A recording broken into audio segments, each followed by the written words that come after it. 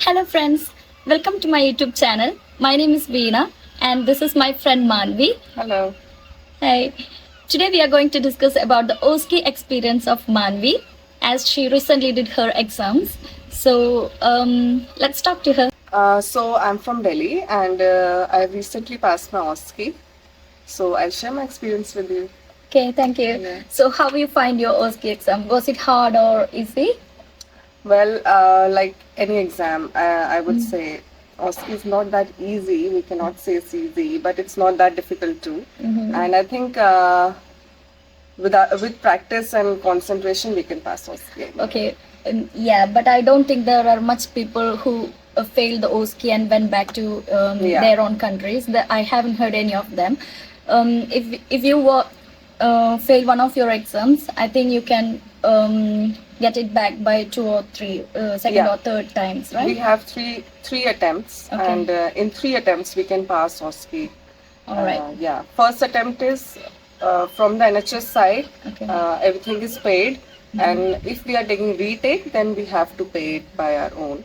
Okay, Yeah. for the second and third attempts, we have to pay. Otherwise, for the first attempts, those who are coming through the NHS, they will pay, right? Yes. After how many days of arrival you got your OSCE exam? Well, my OSCE was booked at the time I enrolled in NHS. So when I was back in India, I got my OSCE dates. It was in the July, and I arrived here in April. So after 2 months, I took my OSCE. Okay, and what are the requirements for OSCE? Firstly, our OET or IELTS. That's our English proficiencies, and then DBS and ID. That is our passport. Yeah. Then what is DBS? DBS is a police clearance which we get after we arrive in UK. We have to apply and we get the DBS. Okay. Where you got your training from for the OSCE? Yeah, so I got my training from NHS verified centers. So they train us for 3 weeks here before our exam. Okay. Yeah. All right. So do you find it easier to do the OSCE here after coming here from your country? Do you find it easier, all the process easier? Yeah, it's like everything everything is step by step, and they guide us throughout. Okay. The NHS people, they guide us that how we have to apply. Then they also help us with the DBS, and then with the training. Everything is done by them actually, and we just have to go and attend classes, and then we have to prepare ourselves and go for the exam. Manvi, how far was your OSCE center, and when you came with a baby, how did you manage it? My OSCE training center was in Exeter, which is around about 50 miles. So it's 1.5 hour journey from here. And I used to go in the morning and come back in the evening.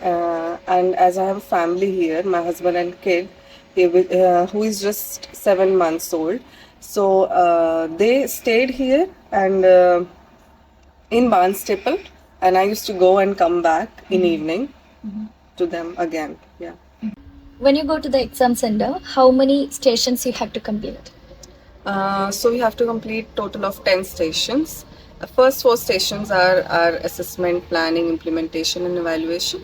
Next 4 are our skills, and then our professional value, and last one is evidence-based. Okay. How many chapters are there for your OSCE preparation? Well, first 4 are API, as I've told. We have to learn assessment, planning, implementation and evaluation. Then we have to learn our 21 skills. 21 skills? Yeah. Oh, that's a lot, I think. That's a lot. They have actually increased it from last year, but anyway, it's okay. Because I remember when I came here, it was just 8 stations, I think. 8 stations means 8 skills. So we just have to learn 8 skills, and only 4 will come out from them. Yeah. So you have to study 21 skills, and we'll get 4 skills. 4 out of them. Okay. Yeah. And then we have to learn 15 professional values, and we'll get 1 of them. That's our 9th station. And then we have to learn 14 evidence-based, and we'll get 1 evidence-based. Our last station, that's 10th station. Manvi, shall we go through API? I mean, assessment, planning, implementation, evaluation. Could you please give an idea of what is assessment? What you can expect in the assessment station there? So, in assessment station, we will be getting a patient, and that patient could have any kind of disease condition, and we have to do an assessment on the patient. So, here they will tell us what we have to do in a detailed manner. So I just can say that we have to do assessment on the patient by using ABCDE, that is airway, breathing, circulation, disability and exposure. So we have to cover all the parts to pass this station of assessment. Okay. So I think you will get a set of criterias that you Yeah. must do during this assessment station, Yes. right? Yes. Okay. Guys, if you want to know about the criterias of the assessment, please check my YouTube page. Thank you. What all comes under the planning station? Yeah, so planning, in planning, then next station we have to plan, make a plan, that is care plan of our patient. So what all the problems patient had in assessment, we have to consider that and make a care plan, that how we will overcome the problems of our patient by using our clinical knowledge.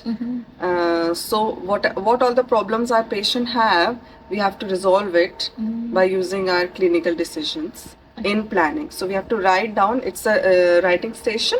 So we have to write down our care plan,